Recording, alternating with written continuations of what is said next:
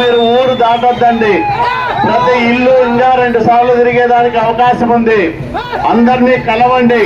మన సూపర్ 6 పథకాలు ముఖ్యంగా అక్క చెల్లెళ్లకు వివరించండి.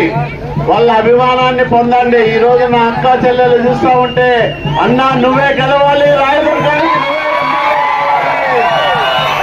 ఆశీర్వదిస్తా ఉన్నట్లుంది.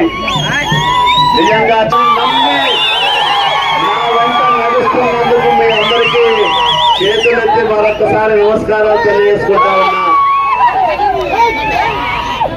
మెట్టుగోవింద్ రెడ్డి 2004 నుంచి 9 వరకు ఏపీఐఏసీ చైర్మన్ గా ఉన్నాడు. కనీసం వాళ్ళ కార్యకర్తలన్నా కలిసినారా అని అడుగుతా ఉన్నా. ప్రజలను కలవనోడు, కార్యకర్తలను పట్టించుకున్నాడు, రాజకీయాలకు అవసరమా అని అడుగుతా ఉన్నా. ప్రజానాయకుడు అంటే నిత్యం ప్రజల మధ్యన ఉండాలా, ప్రజల కోసం ఆలోచించాలా, ఈ ప్రజల కోసమే బతకాలా. అట్లా బతుకుతున్న వ్యక్తిని లేదు అని నేను గర్వంగా చెప్తా ఉన్నా. అధికారంలో ఉన్నప్పుడు అభివృద్ధి ఎట్లా చేయాలో ఆలోచన చేశా. ప్రతిపక్షంలో ఉన్న నాళ్ళు ప్రజా సమస్యలపైన నిత్యం పోరాటాలు చేస్తూనే ఉన్నా. కాబట్టి మీకోసం బతుకుతున్నా, మీలో ఒకటిగా బతుకుతున్నా, మీ వారిగా బతుకుతున్నా. నన్ను నిండు మనసుతో ఆశీర్వదించమని మీ అందరికీ విజ్ఞప్తి చేస్తా ఉన్నా.